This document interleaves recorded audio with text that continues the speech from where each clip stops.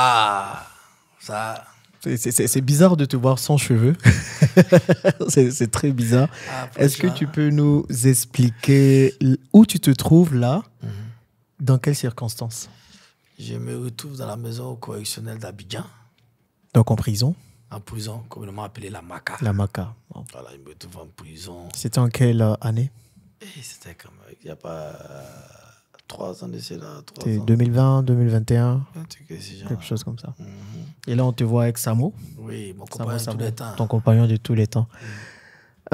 Partie sombre de ta vie, je suppose? Oui, une partie sombre. En même temps, une partie qui m'a aussi donné beaucoup de conseils sur la même vie. Sur la même vie. Voilà. Tu peux nous expliquer comment tu te retrouves en prison? Bon, il y a le problème du coronavirus où tous les espaces étaient fermés. D'accord. Et après, l'État a donné un mot d'ordre où les espaces ouverts pouvaient continuer leur activité. Mais les cinémas et les boîtes de nuit et où les grandes salles d'événements ne pouvaient pas exercer. Parce qu'on ne voulait pas avoir du monde dans les salles fermées. Et donc c'était là pendant la période de coronavirus en 2020, ils ont donné le décret était signé. Et ils ont donné le mot d'ordre plus tôt. J'ai attendu 1 semaine avant d'ouvrir. Une semaine. Donc j'ai vu ça, moi, j'ai dit, bon, tiens, on va décaler le coin. Là, c'est toujours le Ziguinchor? C'est toujours le Ziguinchor. Le deuxième, après la baraque, là, c'était le deuxième. D'accord. Voilà. Donc, on ouvre. 1 semaine après, tout le monde avait ouvert. Mais c'est vraiment une terrasse où la cuisine même est dehors. Voilà. Il y avait un coin qui était fermé, mais qui était en chantier. Donc, c'est la terrasse que tout le monde utilisait. Et pendant l'ouverture, ça s'est bien passé. Tout le monde est rentré chez lui. Moi, je rentre à la maison. À 11h, je me réveille. Je vois un accident. Quand tu dis tu vois un accident, c'est à la télé, sur les réseaux? Sur les réseaux et tout. Je vois beaucoup de notifications sur mon portable. Je vois une scène vraiment très dramatique. Je vois le véhicule. Je me rappelle du véhicule. Donc, Samo m'appelle en même temps. Il me dit, allô, Jean. Il dit, il y a des jeunes qui ont zaï. Hein. Il dit, accident. Il dit, ouais, il vient de voir ça et tout, accident. Il dit, bon. Après, mon petit m'appelle, il me dit, non. Il y a une voiture de police qui a rôdé devant le coin. Et tout ça, il dit, bon, ok, il n'y a pas de problème. Je me lève, je vêche ma maman d'abord, je lui explique.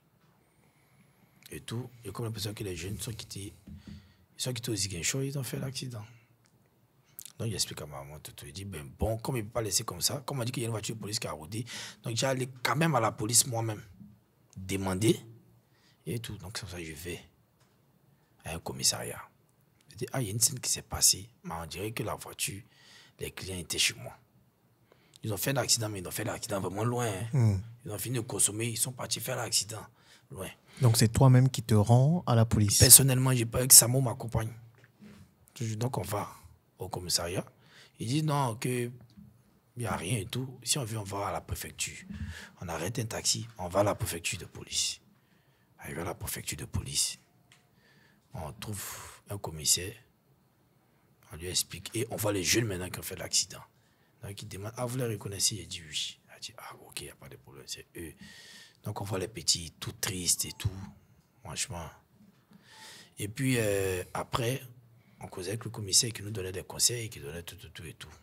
Tu vois? Et puis après, il reçoit un appel. Il semble qu'on devait rentrer.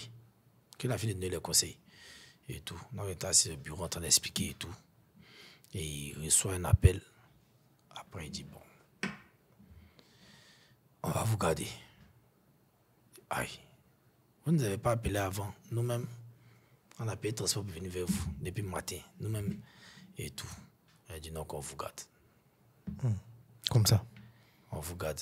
Bon. Et pourquoi, du coup, il décide de vous garder? Comme ça, là, c'est lui qui est... Il sait qui l'a causé. Donc, il dit, bon, ok, je vois un coup. menottes arrivent. Ils vont nous menotter. J'ai dit, ah, autorité, moi-même, c'est nous, on a payé de transport pour venir vous voir. Si vous voulez qu'on parte d'une cellule là, dites-on aller dans la cellule. Vous n'allez pas nous menotter pour aller. C'est nous-mêmes, on est venus vers vous. Pourtant, ce n'est pas vous qui êtes à l'origine de l'accident. Non. Ouais. Donc on va. Et on est dans la même cellule avec les jeunes. J'ai dit, ah, je ne comprends pas. On a sauté un épisode, ou bien je ne sais pas. On était ensemble dans la voiture, puis on s'est retrouvés après, ou bien. L'habitude s'est dit, ça fait. J'ai dit, bon, en tout cas, sachez ce que vous avez vous dit quand vous partez faire vos interrogatoires, tout les trucs comme ça. Donc après, les gars viennent, m'appellent, question, ils appellent Sambo, question, m'appellent, question, et tout. Après, il y a eu un débat sur Facebook. D'autres pensaient que c'était un bar et tout. Après, on a envoyé même un huissier pour faire le constat, tout et tout. Je pense que le commissaire est parti de lui-même voir que c'était un espace ouvert, plein air et tout. Et puis bon, après, des jours après, j'ai vu beaucoup de menottes comme ça. Quand ils sont arrivés, j'ai compris que c'était le transfert vers la Maca.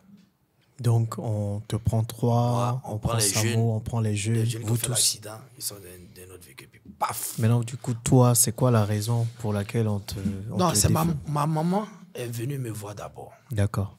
Elle me dit, mon petit, elle m'a dit, ah, mon fils, franchement, elle n'a pas caché. Elle m'a dit, ah, vraiment, on essaie de demander à tout le monde ce qui se passe réellement. Il n'y a pas de réponse précise. Donc, je pense qu'ils vont vous déférer. Mais il faut être fort parce que, c'est ce qu'elle m'a dit, je pense qu'il va vous déférer. Il faut être fort. Je dis, ah, vraiment, si toi-même, tu as déjà le moral, moi, ça me va. Tu comprends? Ça a le moral. Parce que personnellement, je sais que on n'a pas fait quelque chose. Et je ne sais pas pourquoi même qu'on va encore. Donc, il n'y a pas de problème. Donc, si toi, moralement, ça va, elle a dit non, prenez courage, vous êtes parti, vous allez ressortir. Et tout. Que franchement, on essaie de taper à toutes les portes. Nous-mêmes, on est perdus dans l'histoire. On a dit bon, que ça va. La maman aussi de Samo est venue, elle a parlé, elle a prié. Elle a prié et tout.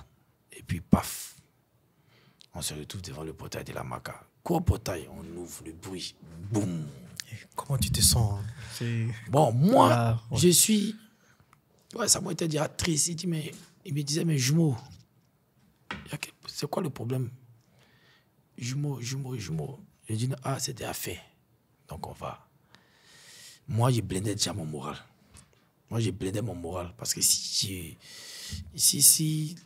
ça me prenait...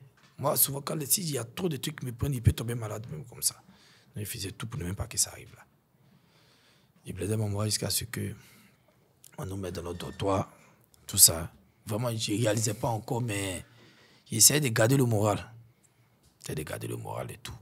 Je me dis, après, vraiment, on va vraiment ce qui va se passer. Oui, c'est pas, les petits sont allés raconter autre chose là-bas, je ne sais pas. Donc, on attendait maintenant notre procès. C'est ça. Donc, vous y étiez quand même déjà à la Maca en attendant le procès. On était là-bas, on a vu des gens qu'on connaissait, et Dieu merci. Et ça, il y a la plus grande leçon que j'ai vue.